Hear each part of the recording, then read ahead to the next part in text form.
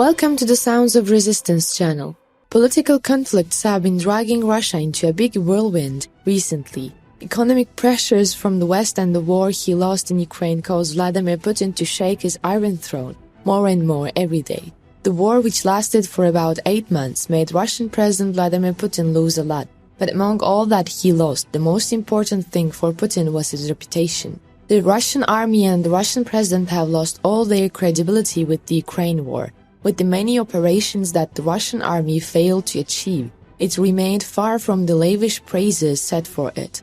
Russian President Vladimir Putin, on the other hand, has always taken a certain stance in his political life for more than 20 years. Recent weeks have shown us that Putin's nightmare has entered a much darker adventure.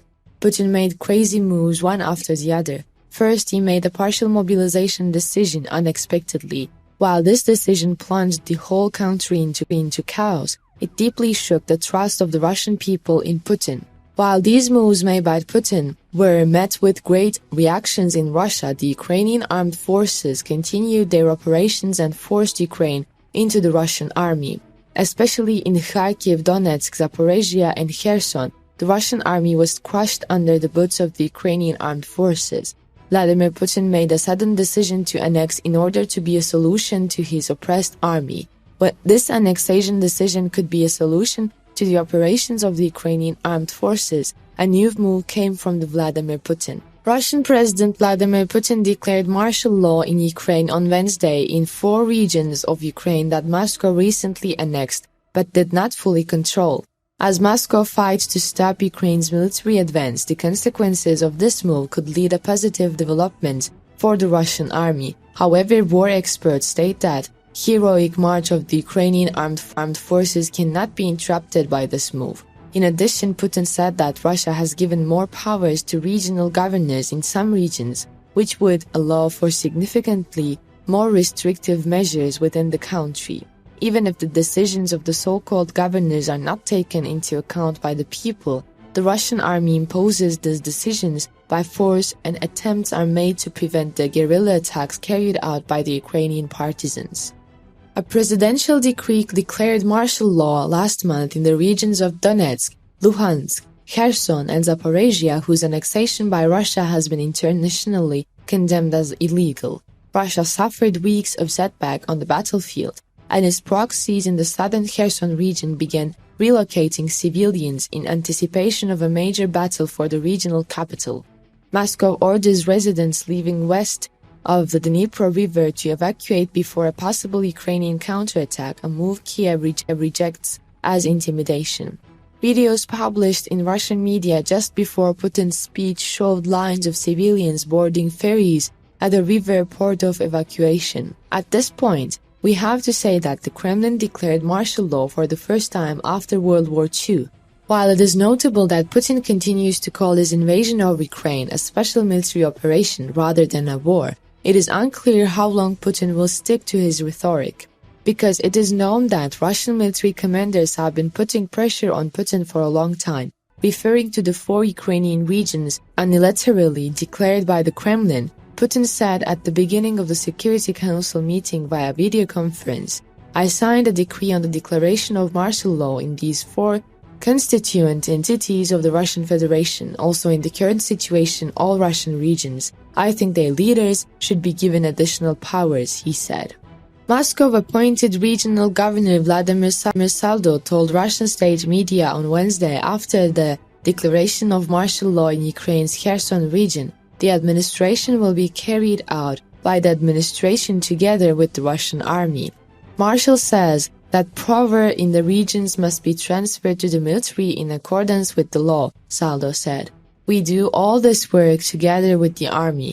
Now we have transferred almost the entire apparatus of the military-civil administration to the left bank. They will work there," he said. The Kherson region, located in southern Ukraine, is not under full control of Russia.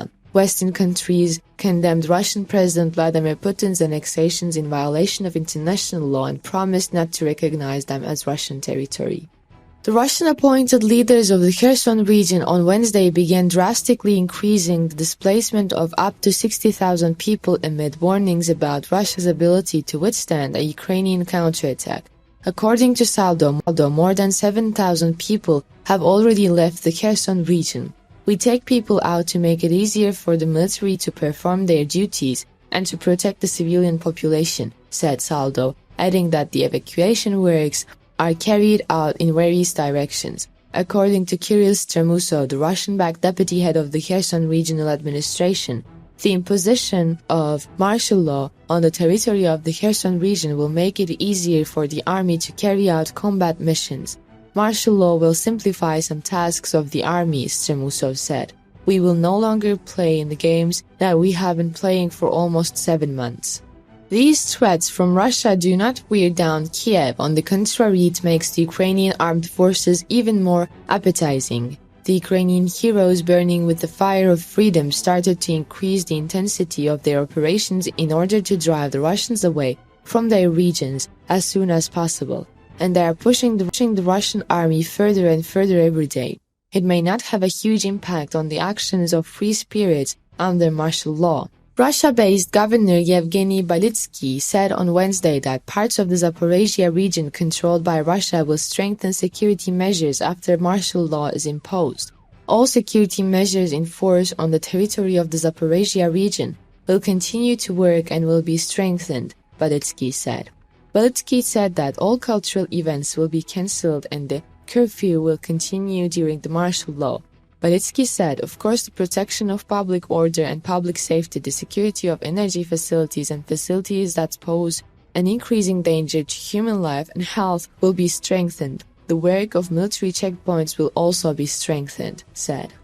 At the same time, there was a first-hand reaction from the USA against this martial law decision, in light of Russian President Vladimir Putin's declaration of martial law in 4 Ukrainian regions that Russia wants to annex. A senior administration official said the move was seen as a desperate tactic to try to maintain control, and the United States was not surprised. He stated that Russian President Vladimir Putin resorted to it, but this tactic was desperate struggle. The official said that Putin's latest announcement does not change the fact that Russia has no legitimate claim to sovereign Ukraine territory, and that US officials have already followed how the authorized Ukrainians rejected Putin's latest move. He added that the support of the US to the Ukrainians who defend their sovereignty has not changed and continues. In details, martial law will allow authorities to impose curfews, confiscate properties, relocate residents, imprison undocumented immigrants, set up checkpoints and detain people for up to 30 days in the 4 annexed countries. Putin also ordered the creation of territorial defense forces, a type of civilian militia, in the 4 annexed areas, increasing the likelihood that Moscow forces would enlist Ukrainians to fight their own forces. The effort to force Ukrainians to fight against the other Ukrainians is part of Ukraine's effort to mobilize hundreds of thousands of new fighters as Ukrainian forces suffer heavy casualties in the effort to reclaim the land. Another point is the civilians displaced from Kherson. Russian occupation officials were removing civilians from Kherson on Wednesday. This was another sign that Moscow's control over the strategic southern Ukrainian city was slipping, as Russian President Vladimir Putin sought to reassert control over this and other occupied territories. Putin's move was an effort by the Kremlin to tighten its authority over Kherson and 3 other Ukrainian regions it has recently claimed to have annexed, and this effort is likely to continue even if its army loses territory in these areas to Ukrainian forces, and Western allies view the annexation as illegal.